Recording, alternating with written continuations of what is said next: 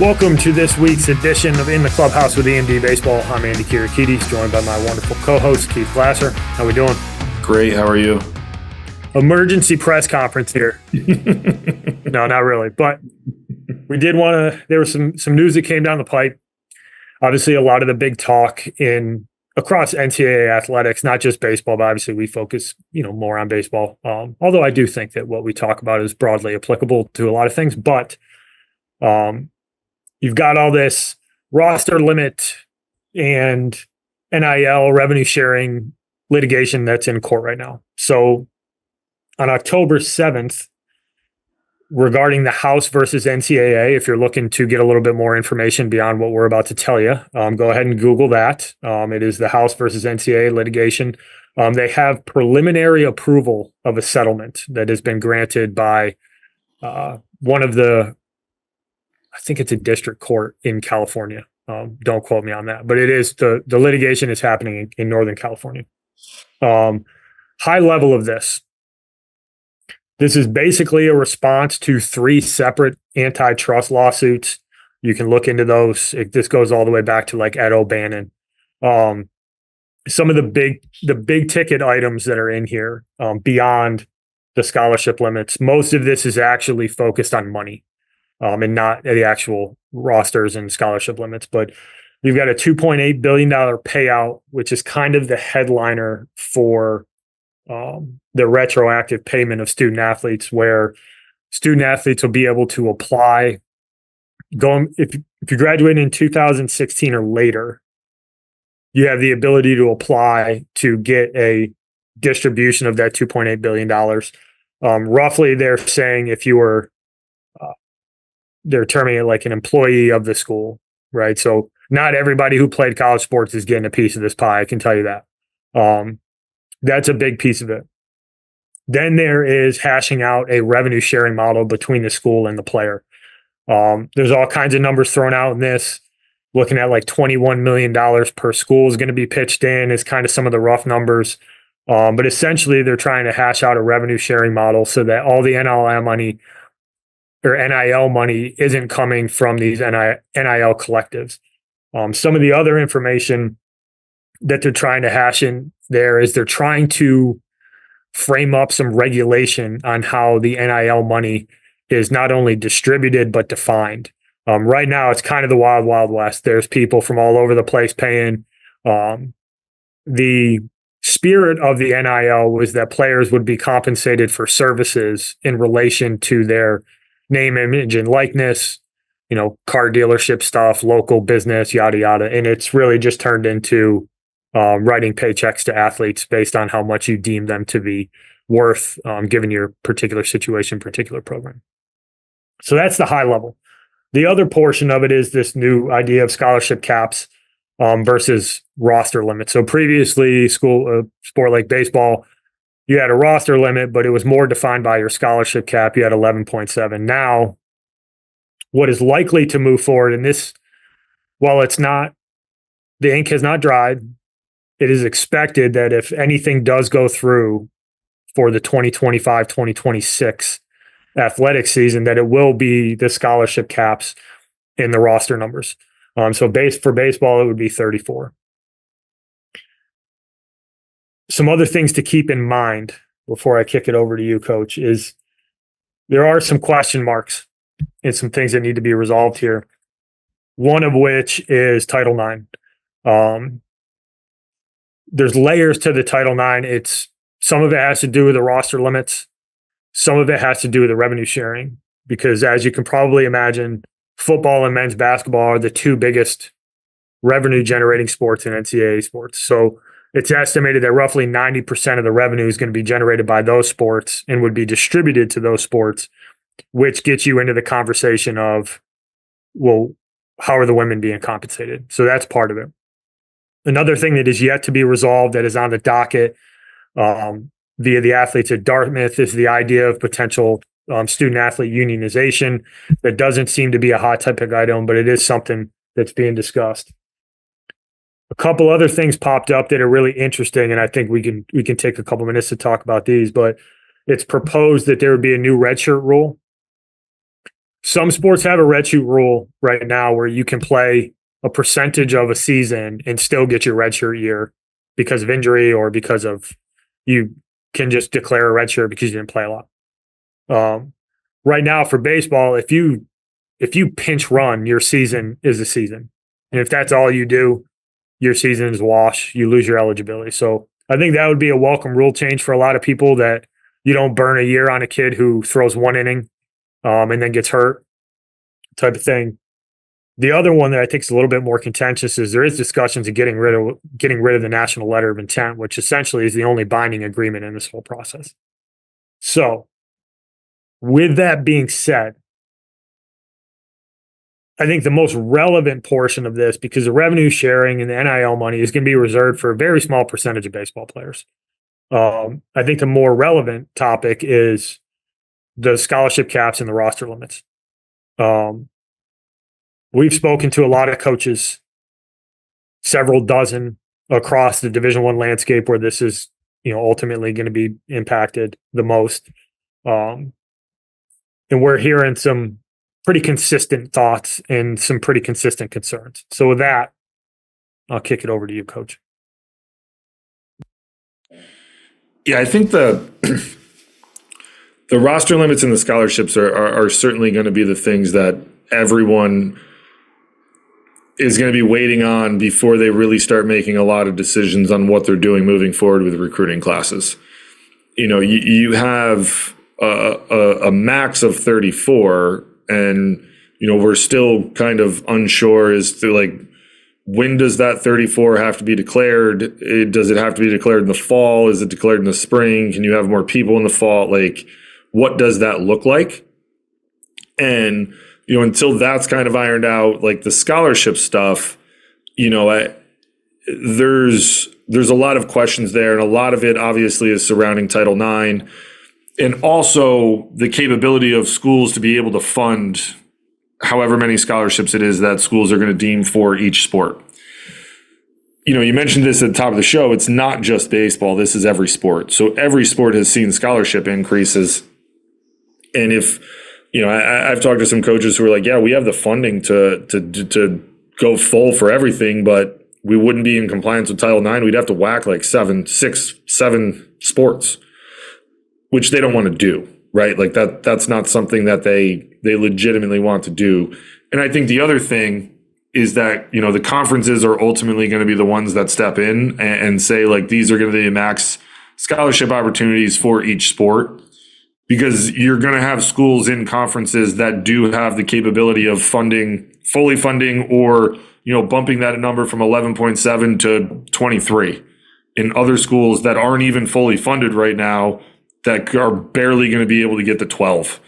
So there's going to be a number for each conference that's going to say this is the max that's going to be allowed. We haven't seen anything that says that there's going to be a minimum, there is the minimum 25% right now. It seems like it might be the Division II type model where you can use your money how you see fit. So there's a lot of things that are going to be that are unresolved and up in the air right now. But these are the things, when we saw 34 full scholarships, it was wow, look at the opportunities now. And then you step back and think about it, there's a lot of things that go into this that aren't going to necessarily allow everyone to get to those numbers, because there are schools that can, and there's a lot of schools that can't. So these conferences aren't going to want to have a disparity of 3 or 4 schools at the top end of a conference who can do all of this, and 8, 9, 10 schools that aren't even going to come close, because there's going to be no parity. There's going to be a wildly large competitive advantage to 4 schools in a conference where the rest of the conference just isn't going to be competitive in anything. So, there's so much up in the air. It's going to grind the 2026 class to a halt, I think, until they really get this ironed out. Now, the top end guys that are, really, really good, that are going to go play in the Power 4 conferences, it's not really going to slow that down. But those mid-major Division I's that they don't know how many scholarships they're going to have, how much money they have available, it's going to slow that down a little bit, because now they're playing a numbers game with how many guys they have on the roster, how many guys they have coming in. Are there guys that they're going to have to get rid of in order to clear room for the roster crunch, that there's going to be guys in the portal that they could get out, and then what 26s they have to add in. So, it's a shell game right now trying to think of all this stuff. And I think it's just going to grind to a halt until we kind of have more of a concrete answer of what this is going to look like. But I mean, if you're listening to us talk about this and it sounds convoluted, it's because it is. There's so many moving pieces to this right now. And, we just don't necessarily have a lot of clarity on it yet.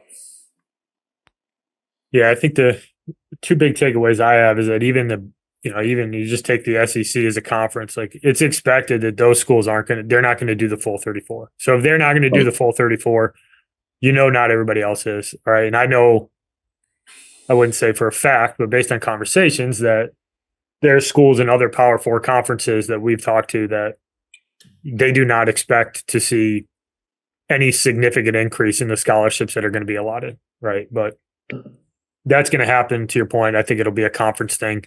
And then it's going to be internal within those guidelines.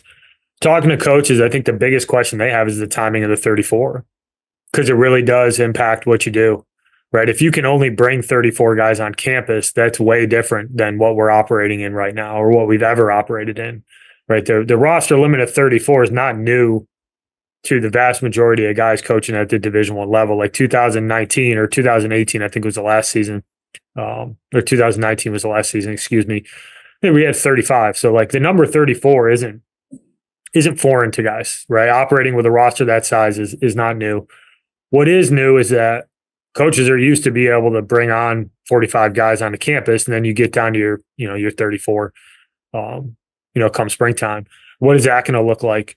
Is there going to be a max of guys that you can practice with in the fall? And then you have to declare your 35-man roster. How do red shirts impact that?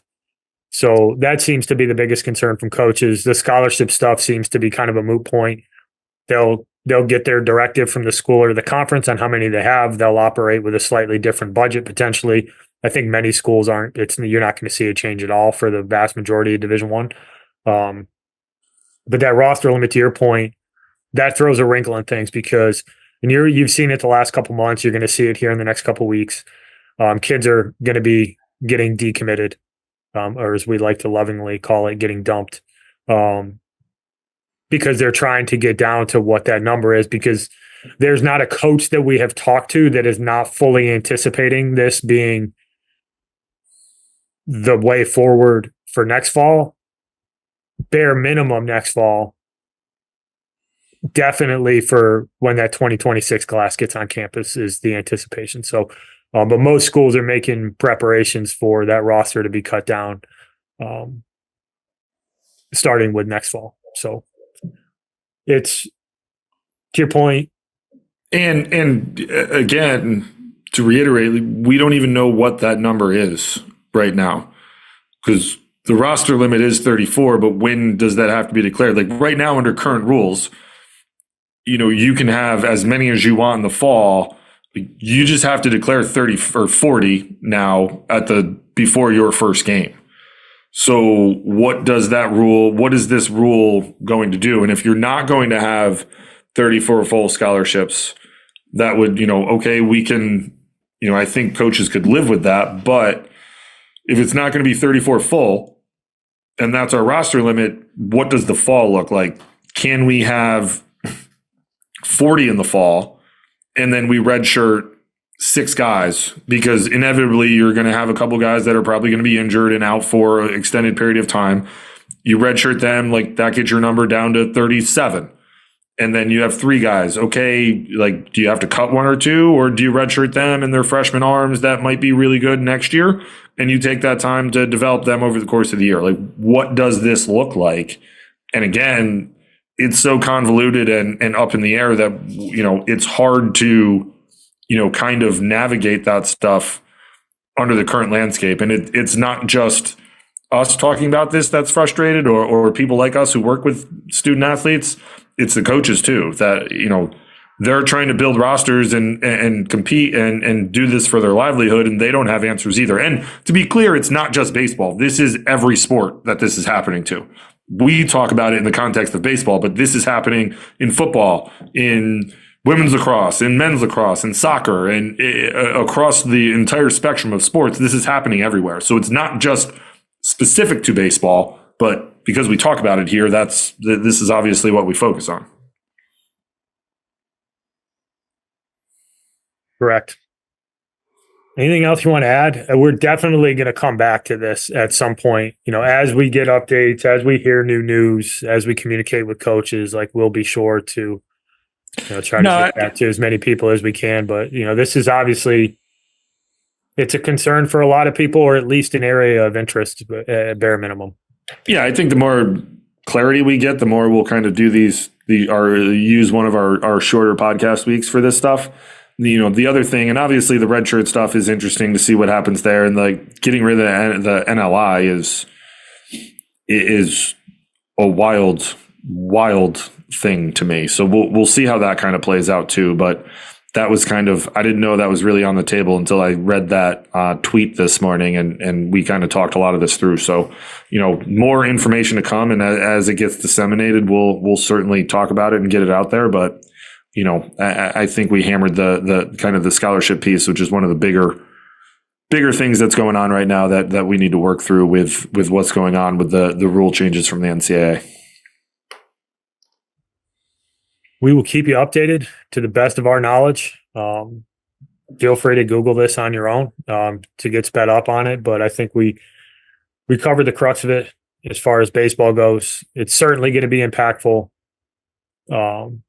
It's important, especially if you're going through this as a 26.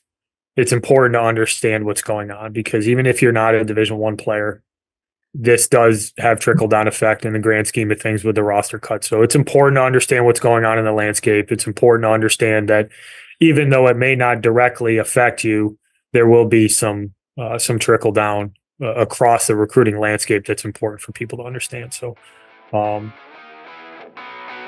we'll touch on this again. Otherwise, thank you for listening, everybody, and tune in next week. Thank you. Thank you for listening this week. If you're watching on YouTube, go ahead and hit that subscribe button and smash that like button for us. Check us out on Apple Podcasts, Google Podcasts, as well as Spotify. You can follow us on Twitter and Instagram at EMD Baseball. If you want to find out what me and Keith do to help families and players navigate the recruiting process, go ahead and check us out on emdbaseball.com. Take a few minutes to check out our new online academy. I promise you'll get some good information out of that. Thanks again for listening. Check in with you next week.